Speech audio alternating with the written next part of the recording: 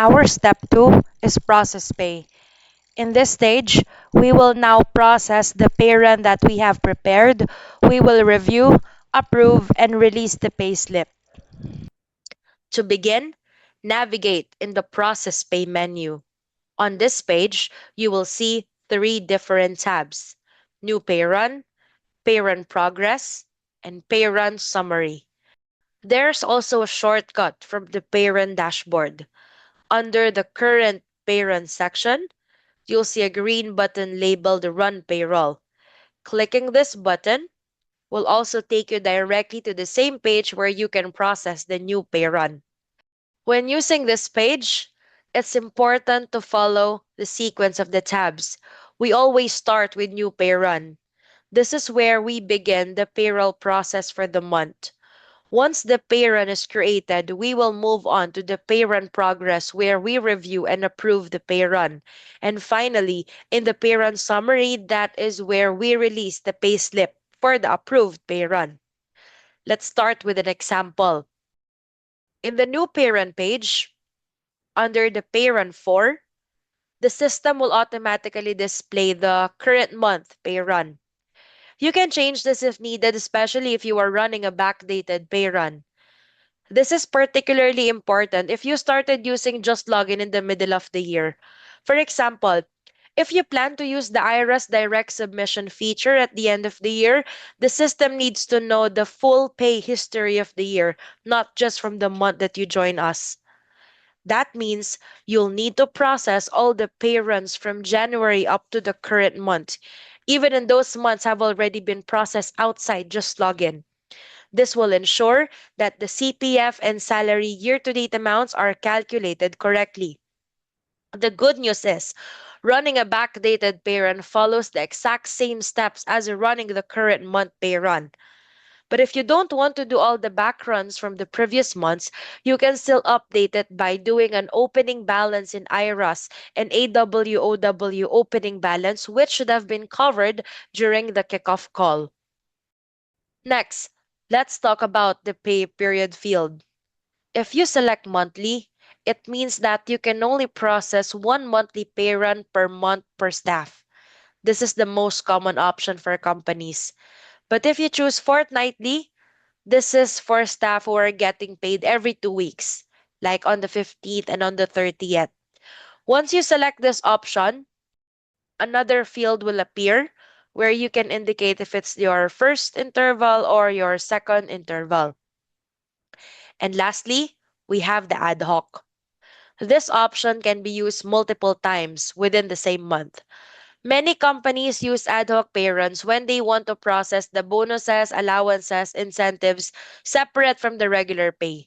You can also do that if you want to reimburse the expense claim separately from the monthly pay. But in this example, I will be using the monthly pay run. Next is our employee selection. Here you'll see three options. The first option is all current employees plus any resign or terminated employees from the listing box below. The purpose of adding the deactivated employees in the parent is if you are processing the final pay for the resigned staff that you've deactivated already. The second option, all current employees excluding the selected employees from the listing box below. With this, you can run payroll for all active employees except for the ones you choose to exclude. And the third option, include only the selected employees from the listing box below. This lets you pick the specific active employees that you want to include in the pay run. In this example, I will use the third option since I will only be processing payroll for 3 employees. You also need to click the blue profile icon beside the box to see the list of all the employees. From the list, I will use Ariel, Ara, and Ava. Scroll down, click on the green Submit button. The next step is payslip release. This is where you can select how you want your employees to receive their payslip. The first option is manual release. With this option, you'll need to manually release the payslip before employees can access it. meaning if you will not release, they will not get a copy of their payslip. Second option is immediately after approval. If you choose this, once you approve the pay run, the system will automatically send out the payslip. Employees will also receive a push notification on the mobile app letting them know that the payslip is available. And the third option is select the date after approval. You can set your payslip release date. So for example, I would like to release the payslip on the first day of the following month, so I can set up that date. You can run the pay run, you can approve the pay run, but the payslip will be released automatically on the date that you have selected. In this example, I will be using a manual release because I want to show you how you can manually release the payslip later. Next field is payslip remarks. This is where you can add a message that will appear in the payslip for all employees included in the pay run. Think of it as an announcement field. For example, I'll add the message. For any concerns, you can contact the HR team. But if you want to change this, it's okay. You can add the email address of the finance, any contact details of the finance if they have questions with their pay. Next, for the pay period, OT period, automatically it will just follow the pay run for month. Finally, we have the payment date. This is where you specify the value date of payment. It should always match the effective transfer date that you'll use later when you are generating the bank file. Once all the fields are completed, the last step is to click on the Proceed button to continue. You'll now be brought to the next tab, which is the Payrun progress page. And this is where you can view the Payrun that we have just processed. If the Payrun is still in progress, you will see the status displayed in queue. On this page, you will see the status shows as completed, the Payrun date, the period, the admin who run it, and the total number of employee that you've processed. If the system detected no errors in processing this pay run, it will show under pending approval. But if there are errors detected, such as missing pay elements, missing date of birth, or any other reasons, it would fall under the failed column. But our example is now under pending approval. So to approve this pay run, you need to click the number shown under the pending approval column that will bring you to the pay run details page. Here you'll find a summary of all the employees included in your pay run. You'll see their name, their basic pay, their gross pay, their total deductions, the net pay, and the status, which is pending approval. You can approve directly from here, but if you want to see the detailed version of this, it's like a payslip style, though this is not the actual payslip that the staff will get.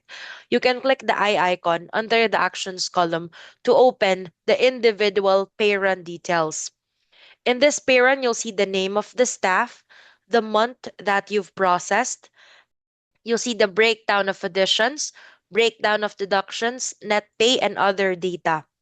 This is also the announcements that we've added and the special remarks that we added for this employee. You'll see two buttons. The green button is to approve this pay run, while the red button is to reject this pay run. You can also check the individual pay run details of the other employee by clicking the drop down here. So let's go back. From this page, you can also do the approval.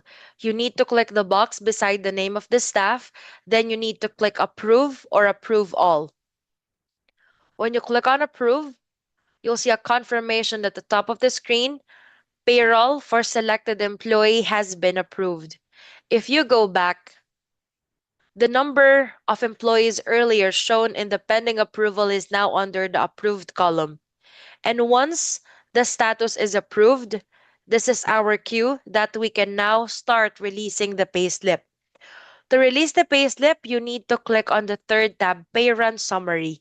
And from here, you can select which month you want to check. Under the release status column, you can check whether the payslip have been released to employees or not. If you're doing a manual release, simply check on the employee's name, then click on the release button here. Once released, the employees will immediately be able to access their payslip in their account. They can access using the website, email, and the mobile app.